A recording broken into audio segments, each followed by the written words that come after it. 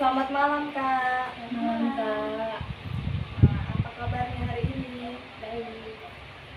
Perkenalkan, kami bertiga ini adalah mahasiswa semester 7 Prodi Psikologi Universitas Nusa Cendana. Di sini kami akan melakukan wawancara dengan kakak. Apakah kakak bersedia? Bersedia. Oke, pertama-tama kami ingin mengucapkan terima kasih karena ketersediaan waktu kakak untuk diwawancarai oleh kami. Nah, kita langsung saja ya Kak ke pertanyaannya. Di sini boleh kakak ceritakan bencana apa yang kakak alami? Bencana yang saya alami itu Seroja pas itu di Kupang. Oh, oke. Kalau boleh tahu, lokasi dan waktu kejadiannya itu kapan Kak? Lokasinya itu saya lagi di kosan. Itu tuh kejadiannya sekitar saya kelas semester 2 semester 2 kalau tidak salah. Itu isi semester 2. Dari peristiwa kebencanaan itu, kira-kira apa yang paling membekas pada pikiran kakak? Kalau paling membekas sih pas itu tuh sampai sekarang sih kalau paling membekas tuh kayak misalnya kalau misalnya kayak ada hujan atau angin begitu, jadi kayak pikiran itu kayak langsung mikir kayak apakah akan kejadian sama seperti bencana yang saya alami sebelumnya begitu, jadi kayak masih ingat-ingat begitu dengan seroja yang terjadi sebelumnya.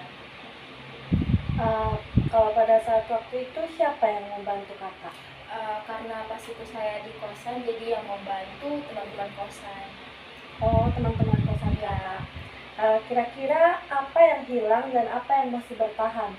Mungkin dari material. Kalau misalnya material, kebetulan tidak ada yang hilang sama sekali. Cuman kalau misalnya tanya apa yang masih bertahan sih kayaknya karena mungkin tidak ada yang hilang, jadi sama kayak tidak ada yang hilang. Kalau untuk materi tidak ada sih sebenarnya. Oh, oke Kak. Terus dukungan apa saja yang kakak terima? Mungkin dari keluarga kakak, komunitas, atau pemerintah? Kalau misalnya dukungan dari keluarga, karena keluarga saya jauh pas itu karena saya di kosan, jadi dukungan mereka mungkin dukungannya tuh kayak jangan apa misalnya kayak saya tetap jaga kesehatan di sini gitu. Terus kalau misalnya dukungan dari lingkungan sekitar, ya teman-teman kos tadi kayak kami saya membantu kayak kayak mungkin karena juga ada atap yang bocor, kayak kami saling membantu juga membersihkan kamar gitu. Terus kalau misalnya dari pemerintah, karena saat itu kayak semuanya kan berdampak kan, jadi pemerintah ya kasih bantuan juga. Oke. Kira-kira pada peristiwa bencana tersebut, strategi apa yang kakak lakukan supaya kakak itu bisa tetap bertahan di tengah-tengah bencana tersebut? Kalau misalnya strategi, pas itu tuh sebenarnya lebih kepikir kalau misalnya kayak saya di sini sendiri gitu kan, jadi kayak kalau misalnya saya tidak bisa maksudnya kayak tidak bisa menghadapi bencana itu tuh, saya harus minta tolong ke siapa gitu, karena kan maksudnya memang punya teman kosan, cuman kan itu kayak bukan keluarga yang betul-betul dekat begitu, jadi kayak tidak bisa bergantung dengan orang lain juga, jadi kayak saya harus bisa mengandalkan diri saya sendiri. Oke, baik Kak. Kalau kami boleh tahu, apakah dari peristiwa ini cara pandang kakak dalam hidup kakak tuh berubah? Kalau misalnya cara pandang, ya berubah sih, kayak saya melihat kalau misalnya kayak kita mau keluar gitu, kayak kuliah di luar, berarti kayak kita sudah harus punya persiapan begitu, kayak punya punya apa ya, kayak siap kayak cara untuk menghadapi bencana gitu, kayak maksudnya di setiap daerah kan punya ada bencana masing-masing gitu kan.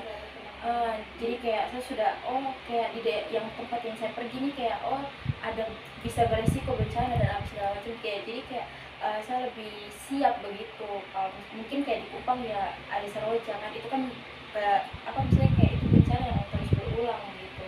Nah mungkin karena pertama kali saya mengalami, jadi kayak ternyata jadi itu kayak ada perubahan gitu, kayak misalnya nanti kayak mungkin di luar Jawa mungkin di sana kayak ada banjir atau apa, kayak ternyata gini cara penanganannya gitu.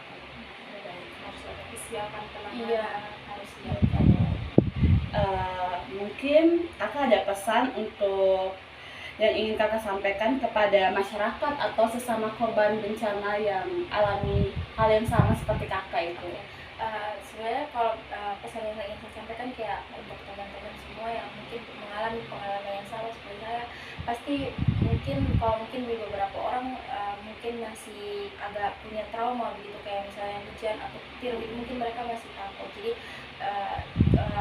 ingin sampaikan kalau misalnya ini bencana tuh mungkin akan terjadi lagi begitu. Jadi kayak teman-teman jangan terlalu untuk kayak untuk stuck di pengalaman, maksudnya kayak di situasi yang sama gitu, tapi coba untuk keluar dari masalah itu supaya kayak kalau misalnya terjadi lagi kita lebih siap begitu. Terus kalau misalnya untuk pemerintah, karena mungkin ini bencana yang terus berulang, jadi kayak mungkin solusinya pemerintah lebih siap begitu, kayak karena kan kayak kalau pas kejadian kan orang-orang tidak tahu kan mau mengungsi kemana begitu, jadi kayak mungkin lebih fokus ke situ aja. Oke, baiklah. Kalau boleh tahu, apa harapan kakak untuk masa depan mengenai sistem penanggulangan bencana ini? Itu kalau misalnya untuk masa depan itu kayak itu tadi, karena kan jadi kayak pemerintah tuh juga harus tahu begitu, kayak harus siap begitu, kayak karena kan kalau misalnya bencana tuh kan di setiap daerah tuh sudah ada biasanya kayak di daerah-daerah tertentu tuh kayak lebih rawan bencana apa begitu, jadi kayak maksudnya kayak lebih siap, mungkin kayak penyampaian ke masyarakat juga begitu, kayak sosialisasi atau kayak pertolongan pertama begitu. Jadi kayak walaupun pemerintah lambat turun untuk melakukan pertolongan, jadi masyarakat juga sudah siap begitu, kayak bukan harus secara pribadi tapi kayak orang-orang sumber daya yang ada di situ juga bisa dimanfaatkan gitu. Oke. Baik Kak, terima kasih karena kakak sudah menyampaikan atau membagi pengalaman dengan kami. Nah, di sini kami juga izin untuk mengupload video ini di akun media sosial kami, apakah boleh? Oke, baik Kak, terima kasih.